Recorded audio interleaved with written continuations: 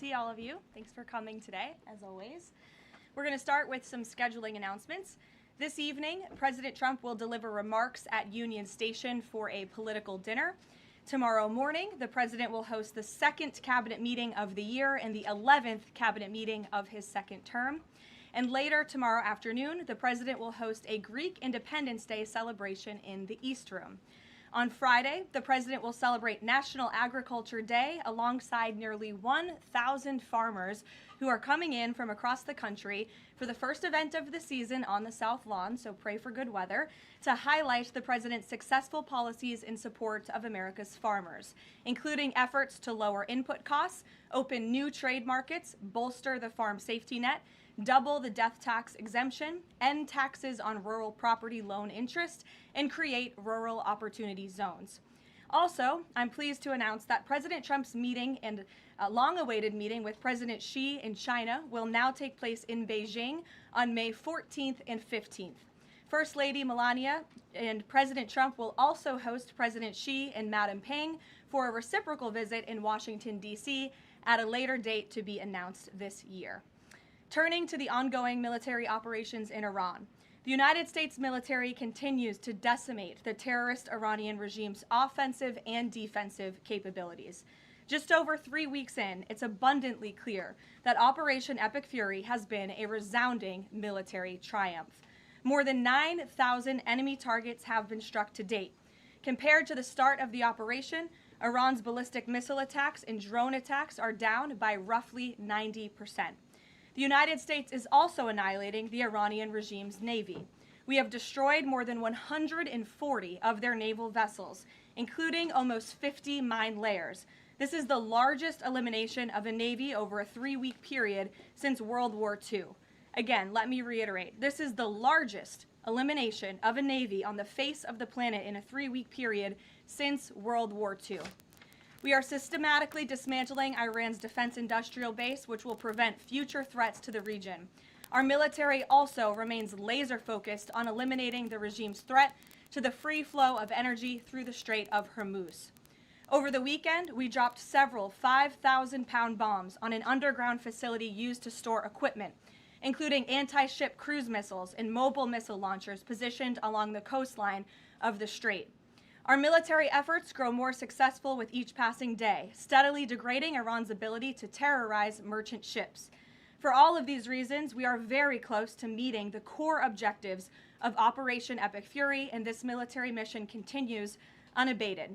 From the outset, President Trump and the Department of War estimated it would take approximately 4 to 6 weeks to achieve this critical mission. 25 days in, the greatest military the world has ever known is ahead of schedule and performing exceptionally. Day by day, the Iranian regime is being crippled, and their ability to threaten the United States and our allies is being significantly weakened. Their ambitions of building a nuclear weapon have also been crushed to an even greater degree than they were in Operation Midnight Hammer in June 2025. That's why you're beginning to see the regime look for an exit ramp. They recognize they are being crushed, their ability to attack American and ally forces, as well as their ability to defend their own territory is dwindling literally hour by hour.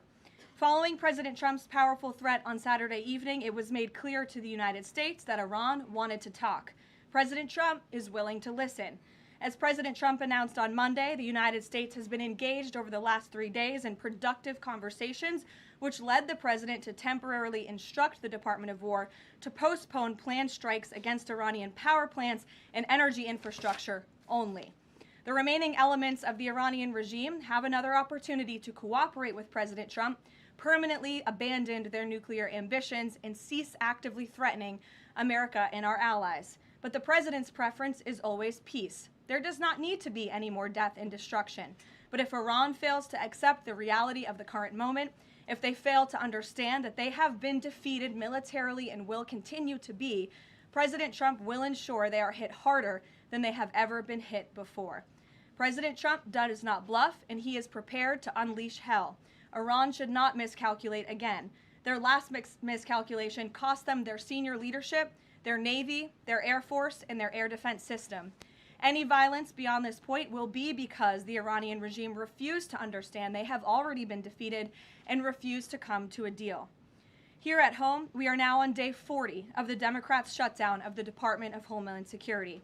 Democrats in Congress are forcing American travelers to wait in hours-long lines at airports across the country, robbing TSA officers and other federal workers of their hard-earned paychecks that they use to feed their families, and causing billions of dollars in damage to our economy. A father of 3 recently told CBS News that he felt he had no other choice but to quit his job as a TSA officer and find other work as the Democrats' shutdown of DHS continues. This is the quote from the father, and I encourage everyone to listen. I think the hardest thing is seeing the struggle that my wife was going through and not trying to bring more stress to her, the father of 3 said, but seeing her cry every night, how am I going to feed my family? How am I going to survive? For the Democrats in Congress, the cruelty of this shutdown is the point. Nearly 500 TSA officers have quit since the Democrat shutdown began. President Trump, to alleviate this pressure, made the decision to send some of our amazing ICE agents to help alleviate that stress and address the long wait times. And for all of the critics of this solution a few days ago when it was proposed by the president, it is yielding results. Wait times have improved since ICE arrived, and they are doing everything in their power to help their fellow federal service members. But it's important to take a step back and remember, why is this even happening in the first place? For nearly 6 weeks, Democrats in Congress have kept DHS shut down because they care more about illegal aliens than American citizens. You have Democrat elected representatives in states across the country who are willing to inflict massive pain on their own constituents to fight for illegal aliens who broke our nation's laws to come here.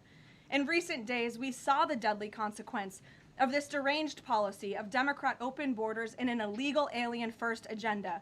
A beautiful 18-year-old girl, Sheridan Gorman, she was shot and killed in Chicago last Thursday morning while walking in a park with friends. The suspect in custody for murdering her is a Venezuelan illegal alien who was caught and released at the border by the Biden administration in May of 2023. Why would the Biden administration catch and release a Venezuelan illegal alien? That is not happening anymore under this president. But there are still tens of thousands, if not millions, of these illegal aliens in our country who seek to do harm to innocent Americans, like this beautiful young woman whose family will now never be the same because of her death. To make matters even worse, this monster was also released from local custody again after a shoplifting arrest, where? In the sanctuary city of Chicago in June of 2023. Again, another innocent American citizen had her life stolen from her because Democrats embrace reckless open border policies and reckless sanctuary city policies which put criminals back into American communities. How many more Americans have to die before the Democrats end this madness? President Trump's position is very clear. He wants the federal government opened, he wants the Department of Homeland Security funded, and he wants the Democrat shutdown to end immediately. The president will also continue to call on Democrat leaders in sanctuary cities and states like J.B. Pritzker, where this young, beautiful girl was murdered, to cooperate with ICE and stop releasing illegal alien criminals into American neighborhoods. It is for the safety of every American citizen, including all of the people in this room. With that, I will take your questions, and here in our new media seat today, we have Gabe Fleischer. Thanks, Caroline. Thanks, Gabe, for being here. Thank you. I have 2 questions for you. First, if the war in Iran continues past this current round of peace talks, and with thousands of troops on their way to the Middle East, is there a point, either a number of ground troops or a number of days, at which the president will consider seeking authorization from Congress? Well, as you know right now, that formal authorization from Congress is not necessary because we're currently in major combat operations in Iran. The Department of War and the President, as I said, estimated about a 4 to 6 week timeline for the full completion of these military combat operations. We're again on day 25 today. And as a courtesy, nevertheless, the administration did notify Congress, the Gang of 8, ahead of the launch of the operation 25 days ago. And we've also had our top national security officials go to Capitol Hill to brief lawmakers, again, out of courtesy and out of respect for them. So at this moment, it's unnecessary, but of course, the President and this administration will always abide by the law. Gabe. Or do you have a follow-up? Yes, sure, go ahead. Second question. In my reporting, speak a lot to young voters, many of whom voted for President Trump for the first time in 2024, hoping to have no more wars and to have lower prices. Now, with the war taking place and with gas prices going up, curious what President Trump's message would be to those voters who kind of swung into his coalition in 2024, but maybe don't feel the administration's going as they had expected. President Trump is doing this for you. He's doing this for young people so that we are no longer threatened by a rogue terrorist regime in the Middle East that seeks to kill the brave men and women who serve in our country in the Middle East, many of them young people themselves, young men and women who serve this country honorably in uniform and have been threatened, killed, and maimed by the rogue Iranian terrorist regime for 47 years. President Trump finally had the courage to step up and do what's right by our national security, our homeland security. As for the temporary short-term fluctuation in gas prices, the president has said once these combat operations are over, this administration is going to continue to unleash American energy dominance. We're continuing to do that every day, and we're going to see prices at the pump go back down just as we have over the past year because of this president. And don't think for 1 second if the Democrats had their way, gas prices would be as they were under the previous administration, the Biden administration, record highs. This president is keeping them as low as he can during this short-term combat operation, and they're going to go right back down when this is over. Gabe. Thank you, Caroline. Just within the past few hours, Iranian state TV has said that Iran has rejected the U.S.'s 15-point plan to end the war. What's the White House's response to that, and have these talks hit a dead end? They have not. Talks continue. They are productive, as the president said on Monday, and they continue to be. However, I saw a 15-point plan that was floated in the media. I would caution reporters in this room from reporting about speculative points or speculative plans from anonymous sources. The White House never confirmed that full plan. There are elements of truth to it, but some of the stories I read were not entirely factual. So I am not going to negotiate on behalf of the president here at the podium. What I will tell you is these talks are ongoing. We're not going to get into the nitty-gritty details that have been exchanged between the United States and Iran at this time. Well, yesterday the president mentioned a very big present that the Iranians had given the U.S. He wouldn't go into detail, but was it that ship that was carrying 2 million barrels of oil that made it through the state of Hormuz? I'll let the president speak on that at the appropriate time. And then finally, Caroline, today Iraq's government reportedly is planning to lodge a protest with the U.S. According to the Wall Street Journal. There was an attack in Iraq that hit a military clinic, killing 7 soldiers reportedly. What's the U.S.'s response to that? Was the U.S. responsible for that attack? I'll have to check in with the Pentagon on that, and we'll get you an answer. Thank you, Caroline, too, if I may. Speaker Johnson today described the conflict as wrapping up, but the 82nd Airborne Division, they're typically deployed at the beginning of conflicts. So does the White House consider this conflict as wrapping up, or is it changing shape? As I said at the beginning of my remarks, we are meeting our goals of Operation Epic Fury expeditiously.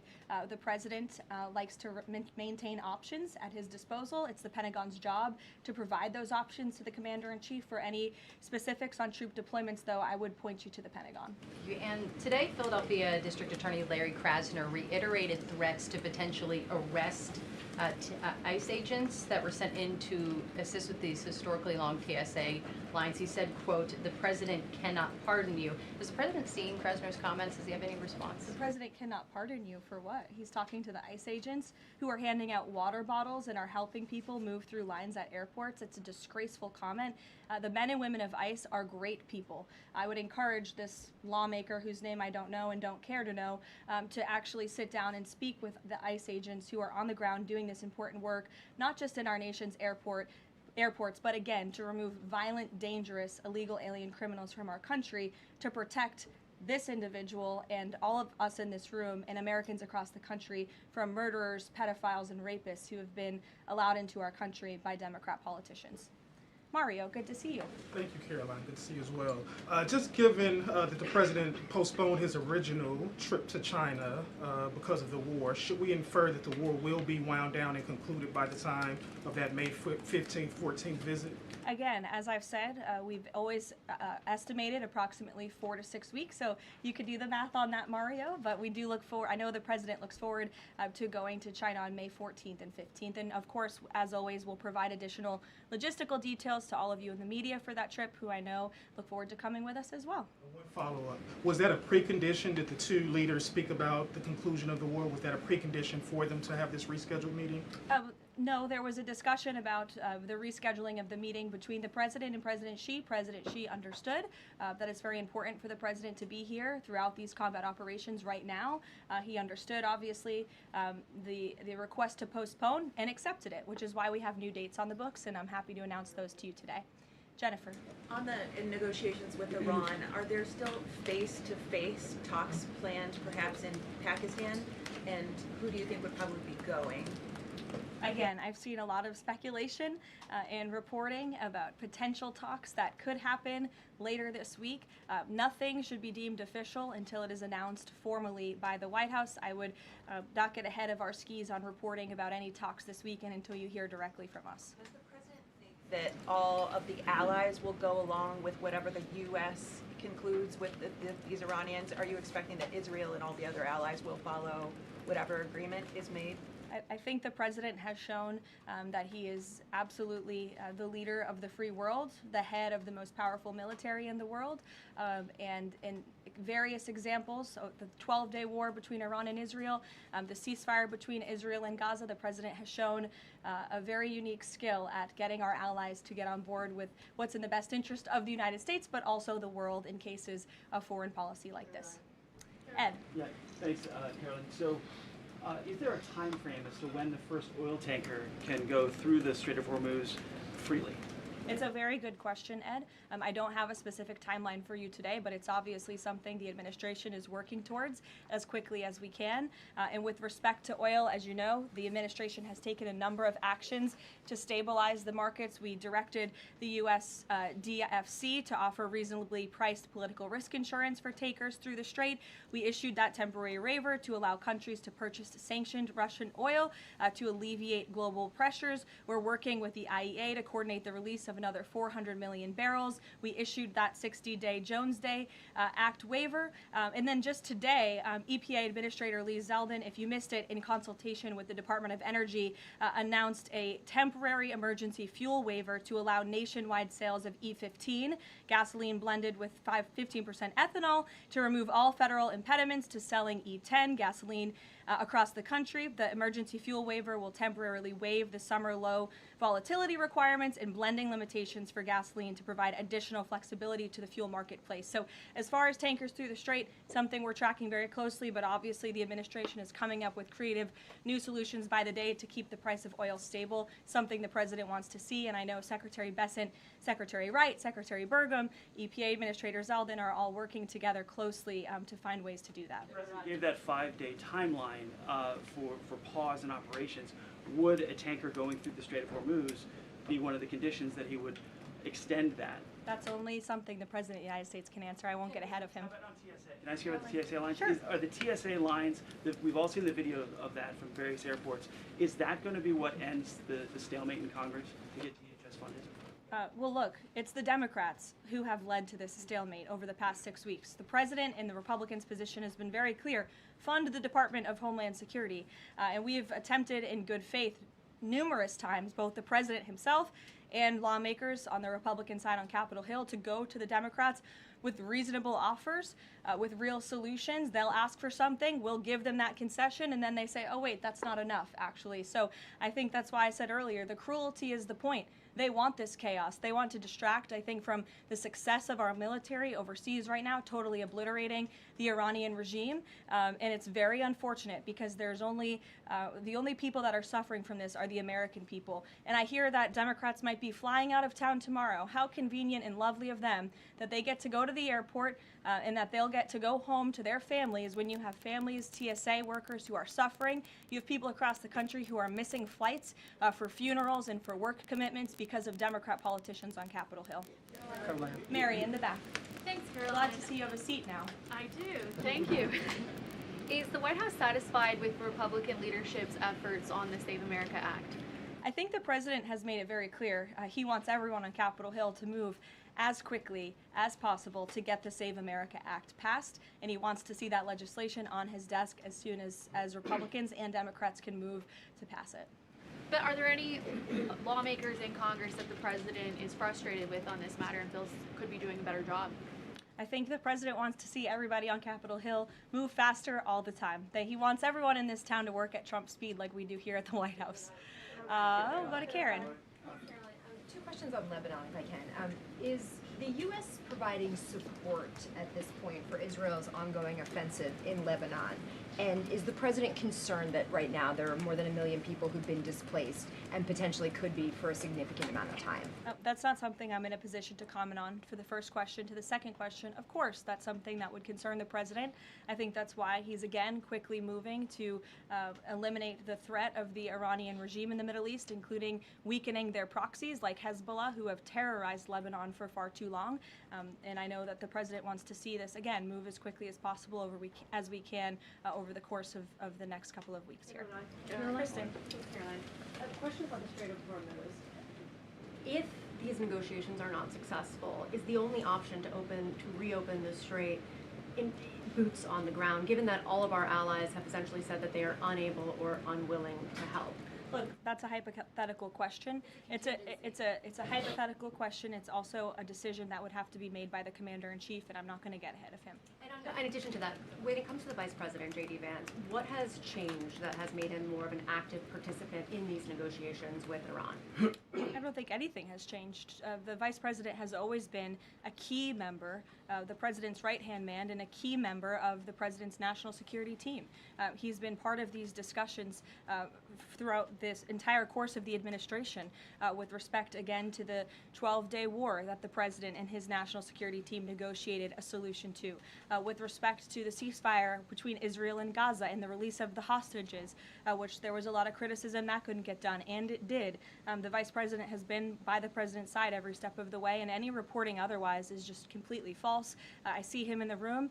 Again, the President seeks his counsel on all matters, both foreign and domestic. Can you just tell us who exactly the U.S. is negotiating with in Iran, and why the U.S. and this administration trusts that person? Again, as I said to Gabe's question earlier, we're not going to get into the details of these negotiations and conversations that continue to take place. As of course you can imagine, they are very sensitive diplomatic discussions. And I would reiterate, I do recall giving all of you the same answer when we were negotiating the ceasefire between Israel and Gaza. Gave you the same answer throughout the 12-day war between Iran and Israel. Gave you the same answer with respect to many of the other global conflicts that this administration has negotiated solutions to. President Trump is going to give his diplomats the freedom that they need to have these sensitive diplomatic discussions without negotiating and litigating them through the news media. Fran. Caroline, just to follow up though, because you said that some of the information that's been out there about the 15-point plan is inaccurate, can you say what is accurate with respect to ballistic missiles, the nuclear ambitions, and the Strait of Hormuz, which are things that the president has laid out that he wants to see a couple times in the past? Look, if you've heard it from the President of the United States, obviously it's true, as well as the objectives of Operation Epic Fury. We've said repeatedly, I've said them from this podium, the Pentagon has reiterated them. That's why we've taken military action to achieve them. So of course, those are goals that we want to see, but this full 15-point plan that's been floating around in many of your outlets, there's a lot of misinformation to that as well. And again, I would caution you from taking things from anonymous sources rather than verifying them directly with the White House. Christian. Thanks, Caroline. Two on Iran. First, would the president consider loosening asylum restrictions for Iranians trying to flee the country right now? Again, that's a question for the president. I won't get ahead of him on that. I haven't talked to him about that. Okay. And then secondly, you mentioned at the top that Iran would be hit harder than they have been to this point if they don't recognize the fact that they're losing this war. Could those strikes happen before this 5-day negotiating window closes if the president doesn't think they're negotiating in good faith? You're asking me to tell you if the commander-in-chief would authorize very strong strikes against the Iranian regime. That's not something I would ever reveal from this podium, true or not. Phil. Here, in the back. Thank you, Caroline. I was wondering if you would respond to some of this criticism of the administration from past allies like Joe Kent, who have said that the president's red line shifted from Iran cannot obtain a nuclear weapon to Iran cannot pursue nuclear enrichment. What is the administration's response to that criticism? I think the president and I have both strongly responded to the criticism by Mr. Kent who unfortunately resigned in disgrace and accused the president of basically being controlled by foreign countries and foreign manipulation, which is a ridiculous and laughable assertion. So his accusations have zero credibility as far as this White House is concerned. The question of the red line shifting from no nuclear weapon to no nuclear enrichment, is there any substance to that argument? I think the president has been quite clear in what he wants to see from the Iranian regime, which is why he chose to launch Operation Epic Fury in the first place. Reagan. Thank you, Caroline. I have a question for you on the SAVE Act, and I'd like to follow up on the DHS shutdown. Sure. First, Senator The Mike Save Lee. America Act. Save America Act. The president corrected me yesterday. That was my fault. Senator Mike Lee said it's essentially impossible to pass the Save America Act through reconciliation. What's your reaction to that? Is the president worried that that strategy might fail? I think he's willing to try all strategies. I spoke with him about this yesterday, and he said if we can make it work through reconciliation, let's absolutely do that. These, again, are common sense policies that are backed by the vast majority of voters across this country. The only people in this country who don't support them are politicians on Capitol Hill, and you all should ask them why they don't want voter ID, why they don't want proof of citizenship to vote in our nation's elections. Again, these are common sense proposals that are wildly popular, and the president is willing to use any means necessary to get this legislation passed and onto his desk. And then on the DHS shutdown, do you expect deportations to decrease while ICE is in the airports? And what are the trade-offs of having ICE in the airports right now? Well, to address this obviously short-term problem and the chaos that has been sowed by these Democrats on Capitol Hill, to address the lines and to get Americans traveling and get them to where they need to be. So the president, I think this was a creative solution, again, that was criticized, but we have seen wait times decrease, not as much as we'd like. Hopefully they will continue to, but at major airports over the course of the last few days as ICE has been facilitating with travelers in these airports.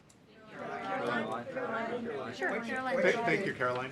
On March 6th, the president said in an interview with Reuters that the U.S. should have a role in choosing Iran's next leadership. Now that we're almost 4 weeks into the operation, is that still the president's assessment of where things should go? As I've said repeatedly, I think the president obviously believes the United States wants to have someone in leadership position in the Iranian regime that will be much more favorable, that will be willing to work with the United States, that will no longer chant death to America. These would obviously be good common sense things for the United States and for our allies. I think that's what the president meant when he spoke with Reuters that day. Go ahead. The president yesterday said that he had achieved regime change in Iran because the regime has changed. In terms of... I mean, has it not? Well, the leadership... Their entire leadership has been killed, and nobody has really seen or legitimately heard from this alleged new leader. So wouldn't you say there's been a change in the regime? There's been a change in leadership. I mean, do you feel as though... There's been a change in the regime leadership, which is what the president said. So thank you for confirming he was right. I mean, do you feel as though you've achieved leadership level, or the personnel in place right now in Iran that you're satisfied with? I mean, have you... I think it's too soon to say. In terms of highly enriched uranium in Iran right now, is your expectation, I mean, the stated desire of the president has been to prevent nuclear weapons. Is your expectation that the end game here is that eventually Americans will be in possession of that uranium, or you'll somehow have some direct control over the highly enriched uranium that could be used to develop it? Again, this is a point of conversation that continues. I think you know the means in which the United States would have to take in order to achieve that goal, and that's a decision for the president to make. Brian, good to see you, Brian Glenn. Good to see you as well. Does the White House have a comment on a letter that was sent from Congressman Raskin to the DOJ alleging that the DOJ recklessly released damning information in regards to President Trump's documents? Yes, I saw that letter from Congressman Raskin this morning, who I would add has zero credibility, and this letter was clearly a cheap political stunt. What the congressman did here, Brian, and for everyone in the room who's hopefully not reporting on this as fact, is that he took untrue and salacious claims in a memo that was produced by Jack Smith, who has been completely discredited for his lawfare and his witch hunts against this president, and that information was unverified. It never even made it into the indictment because it was so unverified. And what happened to that indictment anyway? It was thrown out. And Jack Smith has been proven, again, to be a prosecutor on a witch hunt against President Trump. He tried to throw him in jail ahead of the 2024 election. The Biden Department of Justice was fully on board with this lawfare campaign. And in fact, this story that was concocted by Congressman Raskin was so ridiculous, I understand his communications team reached out to some outlets in this room who responsibly said, we're not going to write this because this is just too much. However, of course, MS Now did write that story this morning because they continue to be left-wing propaganda for the Democrat Party. But I think Jack Smith has been proven to be a liar and a fraud, and this is, again, a cheap political stunt from a Democrat on Capitol Hill who I think wants to get himself on cable television. Thank you all very much.